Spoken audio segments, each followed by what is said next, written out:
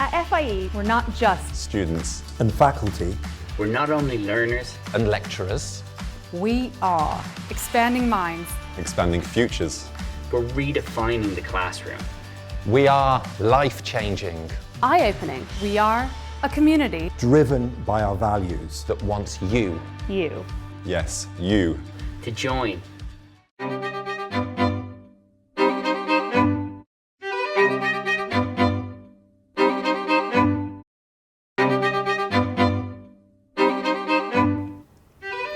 Hello and welcome to In the Field, a podcast from FIE where we'll be exploring all things study abroad. I'm Dr. Heidi James Dunbar, writer in residence and senior faculty, and I will be your host. Joining me today is Victor Mellors. Victor holds an MA in Text and Performance from the Royal Academy of Dramatic Art and works as an actor and director alongside his teaching. Victor has worked as an actor on the London stage, as well as in several British independent films. He recently completed filming The Companion with Fowler Feature Films. Victor has directed several productions in London theatres and is currently in post-production on his third short film, The Woman in the Bed. In his spare time, Victor loves nothing more than catching a show at one of London's numerous theatres or watching a classic film at the Cinema Museum. For joining me on our podcast In the Field. I'm really excited to chat with you because your career path is incredible. I was reading your bio, and I know you don't say that in there, but I think you studied for an archaeology undergraduate degree. Is that right? Yeah, that's right. Yeah, I started with that. Sorry, so you went from there to theatre and obviously education. So how did that happen? What's the kind of link? What's that about? Yeah, that's a interesting question, and something that people do ask me sometimes. But when I was like 17, 18, I was just fascinated with history. Really, really loved history, and I was going to do straight history at uni. And my history teacher at the time said, "Have you ever thought about like classics or ancient history?"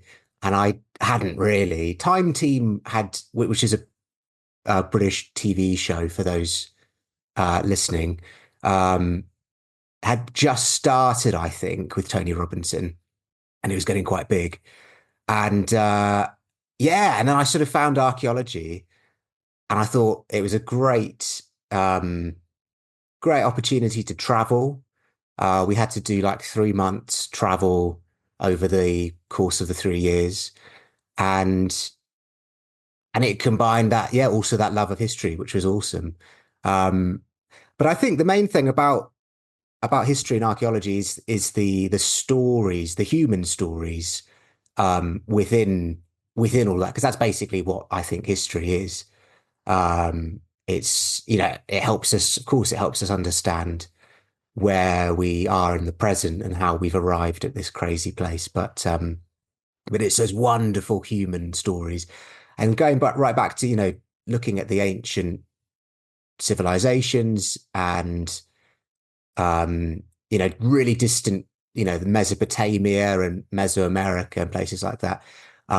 They seem really distant and removed from us. But actually, when you do a bit of reading and you dive in, you realize that these people were really the same as us, basically. Very little has changed, actually, in many ways. Technologically, yeah, sure. But in terms of the human condition and what motivates us, what drives us, it's all the same stuff. So that's kind of what got me, into ancient history, archaeology, but then also this transition into theatre. It's, again, about stories, maybe a little more direct. Yeah, and teaching too. Teaching is storytelling, even, teaching maths or the STEM subjects that people don't associate with telling stories. But of course they are. All knowledge, all human knowledge and culture is part of this human story, right? Yeah, no, 100%. And teaching for me is, I love it. I do love it because it's another form of storytelling.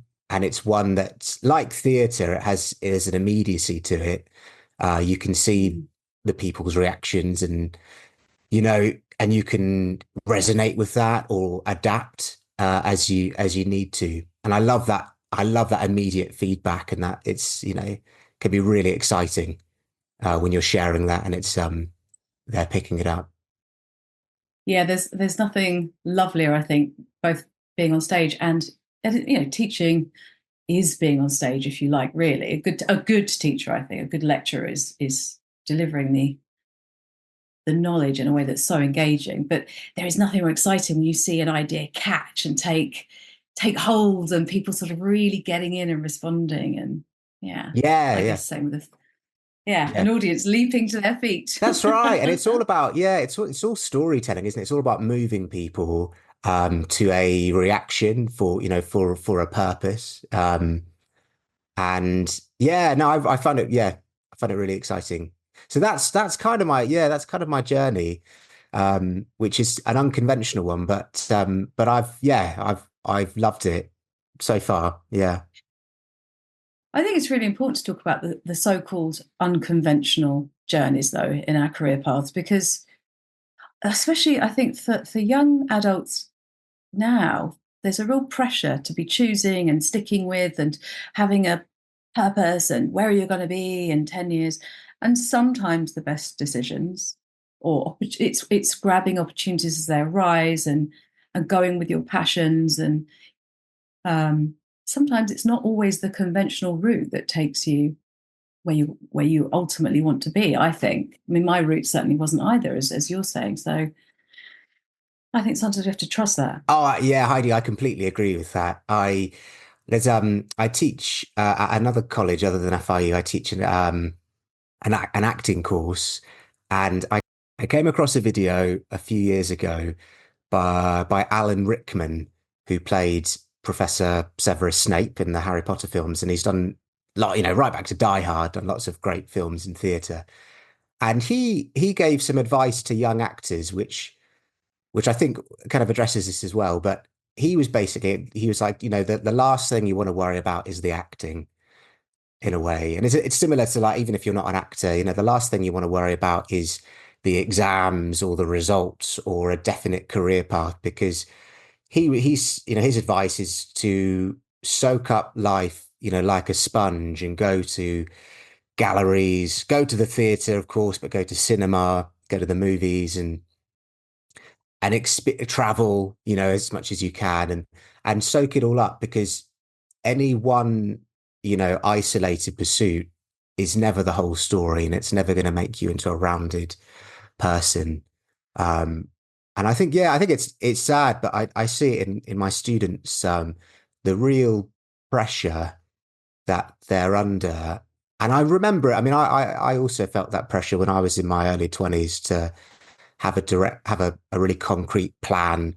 And if you didn't have a plan, you were the alien, and like you were kind of left out. Oh God, Victor doesn't know what he wants to do with his life. What a weirdo. But which was, I mean, but I think there's so much pressure that I wanna just say to people, just take a breath and, try as much as you can, try and let that go, because it does work out. Yeah, absolutely. And as you say, it's like good old Alan Rickman, that it's about being alive. Really, what he was giving was great life advice, wasn't it? Be alive, take opportunities where you can, be present, enjoy the moment. Yeah, no, wonderful. So tell me something about your last project that you've completed, if you can, that you were acting in. So that's The Companion, right? That you were filming? Yeah. Yeah, the companion. Yeah, it's an interesting story, Heidi. It's part of this. There's a new wave of British horror, basically, that's Uh-huh. going on. So it's kind of like it's a mystery horror type, and there's a real I guess there's a real appetite for this, and it goes back. I mean, there's a wonderful tradition of, like, British horror, right back to The Wicker Man, but then also like Kill List. I don't know if you've seen, films like that, Yeah, which yeah. I absolutely love. I'm a big Uh-huh. fan of suspense horror, thriller. But it's kind of in that genre. it's a British independent film, which I love. I've done a few of these now, and I really love working in them because they're quite rough and ready. Mhm. Um, and it's relatively professional. I think it's going to get an Amazon release or what have you, but it's still sort of informal and British enough to, you're quite good mates with the catering and and the producer and things like that. So it's exciting being on it. But essentially it's about a father who loses his son, and then years later he creates a sort of animatronic AI kind of doll version of his son. So it's got, sort of these, gothic Frankenstein influences as well. And it's a little bit, I suppose, I'm trying to think of what else it's like. A cross between Terminator, maybe, because the son comes back and then of course is evil and ends up killing people. But yeah, I play as I sometimes do nowadays. I play this doomed character who is the detective investigating what's been going on. And I don't think it's a spoiler to say that I don't make it. I don't end up. That doesn't end well for me, basically. Brilliant. I love that. It sounds like a sort of mashup of genre of, the detective, the horror, the gothic. Brilliant. I mean, I'm putting on my literature professor head here, but of course, horror is always tends to be concerned with our current contemporary fears in society. So technology becoming the one that we're all afraid of, really. Yeah, no, and I'm fascinated by it. The threat that either, the potential or the threat of AI and technology is, it's really interesting, isn't it? But yeah, I mean, it is scary, if you read some of the fear mongering stuff. Yeah, but I guess we create these things. So is it a deeper fear or sort of hidden fear of ourselves or our sort of deeper selves or something? This hidden self. Like we are the creators, so shouldn't we be able to control it? I don't know. Yeah, yeah. I mean, yes, no, absolutely, absolutely. It goes. I mean, it goes right back to Frankenstein, doesn't it? Yeah, And yeah. and before that, probably. But no, the idea that we are very, very capable and willing to be creating the means to extinguish us all. I mean, Yeah, yeah. yeah. I don't know if you saw, just as a quick aside, did you see Oppenheimer over the summer? I did. I What did you did. think of that? I thought it was extraordinary. I loved it. I thought it was really smart too, the way they were using sort of the deeper, not the deep knowledge of physics, but they kind of were sort of hid it in the film, as it were. There were some really interesting images and things that were playing into a deeper knowledge. I thought that was brilliant, aside from the human story. Yeah, no, yeah, no, absolutely. I loved it. Yeah, the human stories and Killian Murphy was brilliant. Mm-hmm. Um, and yeah, no, I thought it was absolutely fantastic. But again, it's this and I love Christopher Nolan, but it's this idea that, with the nuclear age, Mm-hmm. we're able to really, to kill ourselves 100 times over. Yeah. Um, but yes, anyway, that's off No, topic there. absolutely. Christopher Nolan's pretty amazing at that, though. I think at these sort of quite nuanced arguments about morality. I remember watching his Batman with my son, who was little at the time, and us having this whole discussion about who gets to be the policeman, who gets to choose what's right and wrong, and if Batman's operating outside the law, yeah, all of this stuff. And he was about 9. And like this great movie contributed to these discussions. It's about yeah, I'm a really big fan of Chris Nolan because I think he's so good at making making these sort of quite big ideas and arguments and like dilemmas really accessible and also turning them into like crazy blockbusters that everyone wants to see. And Yeah. And yeah. isn't that what great art and, to make this relevant, great teaching is Yeah. all about? It's taking these big, complex, difficult ideas, that people aren't always accessible to everyone, a great theory or whatever, and then bringing forth, it's not sort of creative, it's bringing forth and foregrounding the human story so that it is therefore accessible and interesting and that we all connect with. Yeah, no, 100%. Because if you don't have that, then it's completely abstract. Or it's, well, much more abstract, isn't it? But you need those vital ingredients to be able to connect to it. And it's absolutely the same, whether it's a blockbuster or in the classroom. If you haven't got that connection, the point doesn't land. No, it's like trying to, when, often people say the thing they hated about learning history in school was it was just lots of lists of dates. But you tell someone the story behind those dates, they're more likely to stick. And even if the dates aren't quite there, but they're remembering the broad strokes of history, right? Yeah. So Yeah. I'm guessing then these were ideas that were very much in the forefront of your mind as you were co-writing and directing The Woman in the Bed, right? Can you tell me about that? Yeah. Yeah. Interesting. Yeah. So The Woman in the Bed is it's the third short that I've made, and I make these with my brother, Tom, and The Woman in the Bed in particular is a story about, again, it's very short format. It's about 4 minutes long. I'm just finishing up in post-production now with it, but it's essentially it's again like it's a mystery kind of horror, but not quite horror type, more of like a thriller really. And it's about this woman, an older woman who wakes up, or at least opens her eyes. We don't really know, and she appears to be locked in this bed, and she's trapped. And we don't really know anything about it, but we see there's almost no dialogue in this film at all. But we see this really dilapidated space that she's in that's dark, and it looks real, and it is real, but then also could be otherworldly as well. And I won't spoil it massively, but it yeah, transpires that it all is not what it seems, and she's almost sort of haunted by things that are going on around her, and then there's a big twist at the end, which yeah, all will be revealed.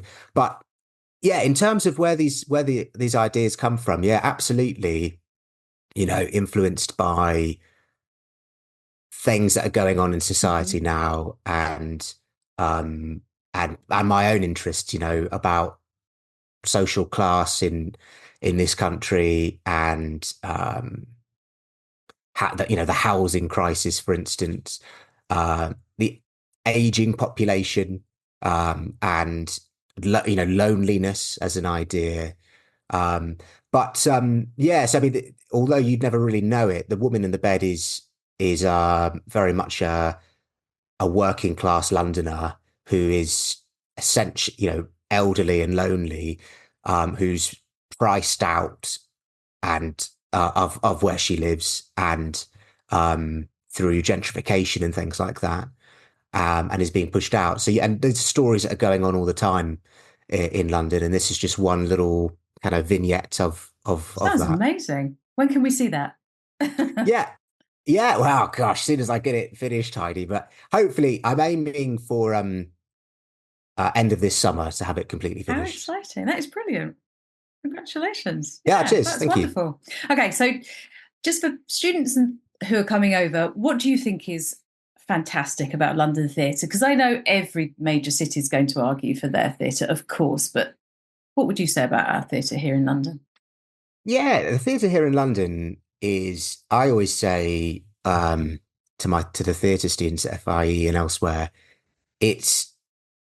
I'm biased, of course, because I'm a sort of Londoner these days, and I love it. But it is, technically speaking, I think I'm still right in saying this. It is technically the theatre capital of the world by ticket sale. So there are more people that go to the theatre in London than attend the Championship or Premiership football in this country, and indeed any city in the world. And the real reason behind that is uh, this wonderful British institution that we still have, that was introduced in the late 40s, which is the sort of the Arts Council of Great Britain and theatre subsidy, basically. And that's one of the reasons. And so ticket prices are that much lower than places like Broadway, which of course, brilliant theatre scene. But you've got that subsidy where ticket prices are a little bit lower, so it makes it more accessible to people, particularly young people in London. And then you've also got, a wonderful theatre tradition that, right back to Shakespeare. We've got Shakespeare's Globe and the RS, the Royal Shakespeare Company, at the Barbican and elsewhere. And so, I think for just those reasons alone, London is a brilliant space for theatre. Yeah, yeah. And what I love about the London theatre scene is the incredible fringe theatres, which vary so much in terms of even what the space is. It could be a room above a pub, it could be a little kind of disused factory space, but they allow for so much creativity and risks. People can take risks because the budgets can be lower and all of that stuff. And I think sometimes it's not going to be your cup of tea. You might go along, but because you've paid a tenner for a ticket, you can really chance your arm and find an absolute gem, or at least something that you're going to be chatting with your mates about in the pub for an hour. Yeah, absolutely. Absolutely. I mean, that's the fringe scene is, again, is really something that makes London, very, very unique. Not that other cities don't have it, like Berlin and New York, but it exists in London. The pub theatre, for instance, and I've acted in a few pub theatres myself, and it's a very interesting experience because you've got the smell of beer for one thing that sort of permeates the space, which is interesting. But it's the rough and ready sort of immediate quality, which I think makes theatre really exciting.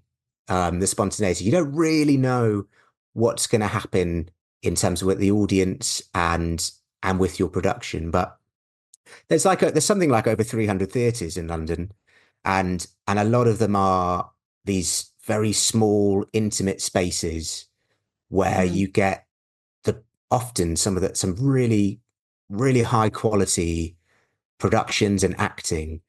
And it's like, I kind of equate it to sitting, even if you're in like the third row of this theatre, it's like you're sitting on a film set watching actors perform. You never get that kind of experience in a big West End house. But if you go to like the Finborough Theatre or somewhere like that, it's you're watching raw performance, which is amazing, which is really amazing. Yeah.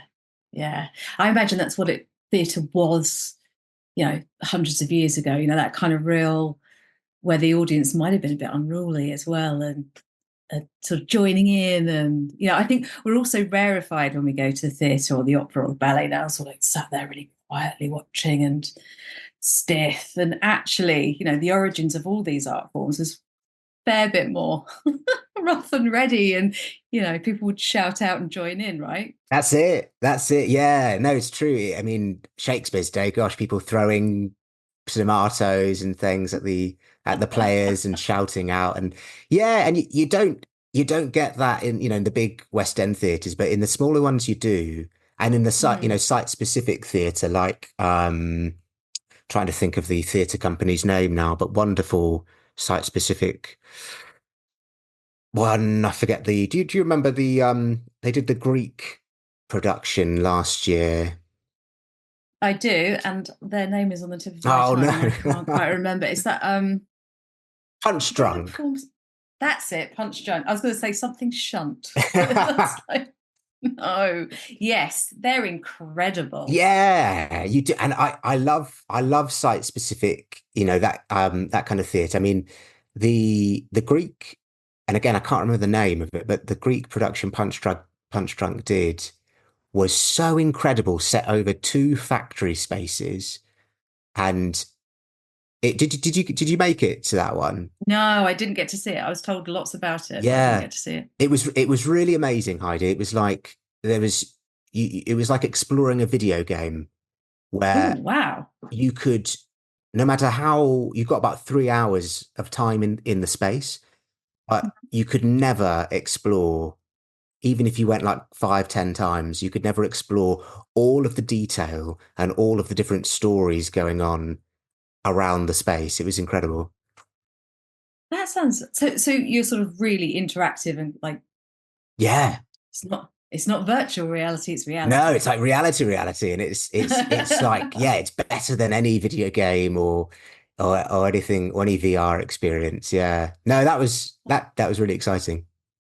Yeah, no, that does sound exciting. I love the fact that there's still so much more that can be done with theatre and storytelling, so much more experiment. Like sometimes it feels like we've reached the end of our potential, but absolutely not. There's so much we can still be doing and playing with. So what do you tend to take students to? What sort of performances and productions in London do our students Hmm. attend with you? Yeah, I mean, so the course really seeks to give students an overview of contemporary British theatre, the sort of the current landscape of British theatre and London theatre. So I always try and get a good broad overview of what's on offer, basically. So we'll always go to see a West End musical, Hmm. which are brilliant, really, really good. A Phantom of the Opera or Les Mis or Matilda or something like that. And we'll always go to still West End, but slightly off, theatres like the Young Vic or the Old Right. Vic, that they slightly more cutting edge theatre, but still really, big West End kind of productions with often big names attached to them. Um, and of course, we'll also go to see a proper, Shakespeare production, maybe at the Globe or the Wanamaker, because that's an important experience as well, I think. Um, and then the rest of the product, we get to see quite a few product. I mean, that's one of the great things about the theatre course at FIE is that, really it's hugely experiential, like a lot of the courses at FIE, but we go to about 5 or 6 productions, and then we'll, critique and analyze those in class. But we'll definitely go to fringe theatres as well, um, and see new sort of old revivals of plays, but then we'll also go to other, theatre 503 maybe, where there's more experimental work or things like that. Brilliant. So you get a real broad overview. It's really exciting. Yeah, because there's so much on offer. So I want to I want to show them, what kind of the stereotype is, what London's known for. Big West End shows, sometimes with celebrities, sometimes with big names. We'll go to the National Theatre, but I also want to show them what they're probably not used to, maybe what they're not expecting, which is the really small, intimate spaces and maybe some of the weird, wonderful productions that go on as well. And possibly even see a star of the future, right? That's it. Yeah, Yeah. that's it. You do lots of big names, started in the like Tilda Swinton, Mm. started, I think, at the Battersea Art Centre. Rachel Weisz started at the Finborough. So there's lots of, yeah, you see the up and coming people of tomorrow. Yeah, absolutely. No, it's absolutely brilliant.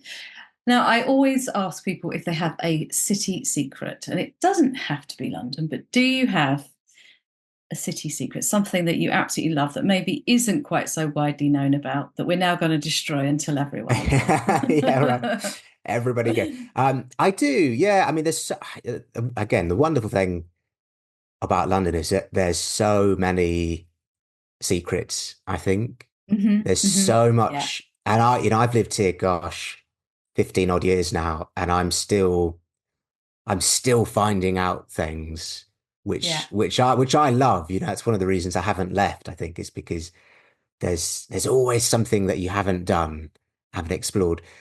But my secret, I think, which surprisingly not many people know about, is a place called the Cinema Museum in Kennington. Right. I don't know. So I lived in Kennington for years, and I don't know of it. And when I read it in your biog, I was thinking, I don't know this place. Yeah, it's amazing. It's amazing. I only discovered it when I lived in Kennington for a couple of years, and I lived right round the corner from it. And I discovered it by accident. I was walking by and I saw a poster, and it's Wow. because it's really off the beaten track.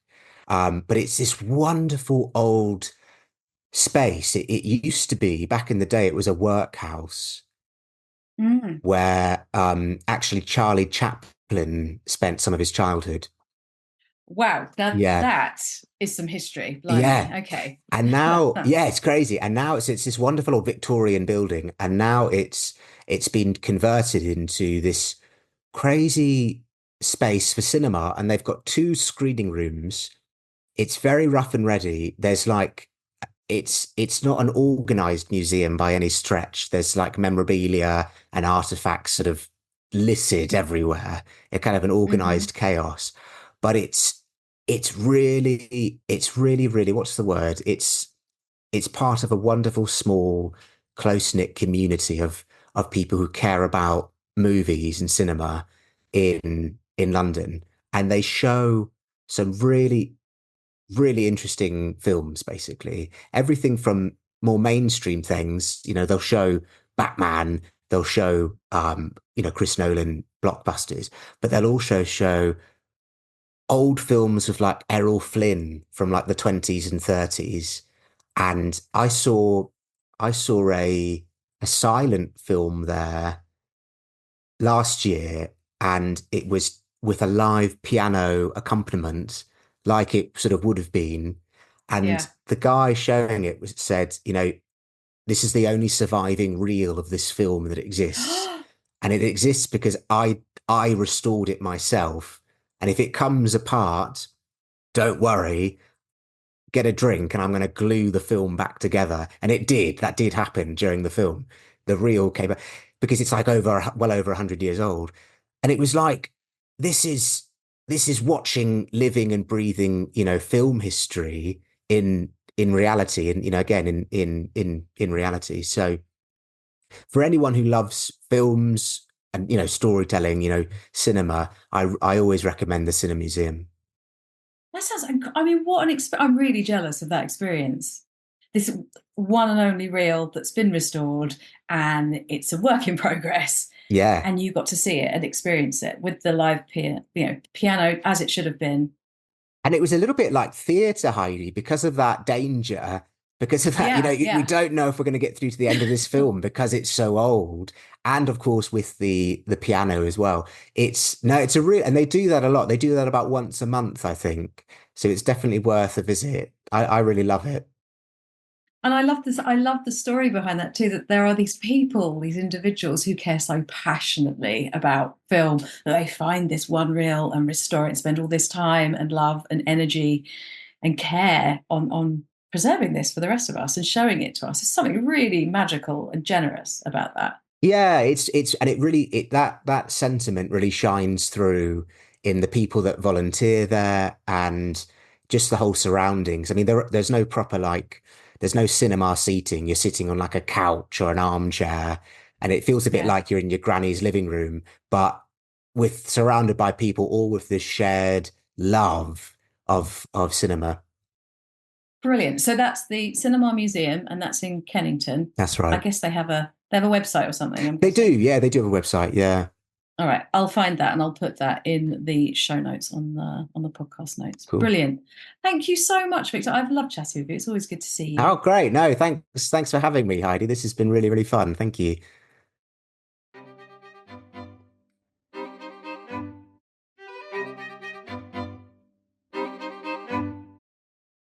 Thank you for listening.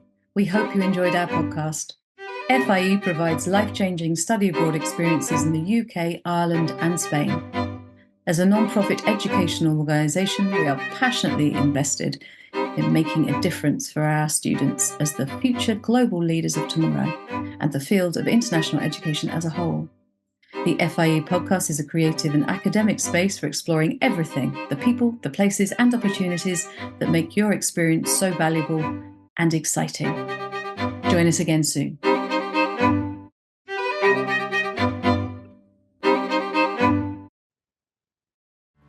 FIE, We're here to help you Unlock a wider brighter future.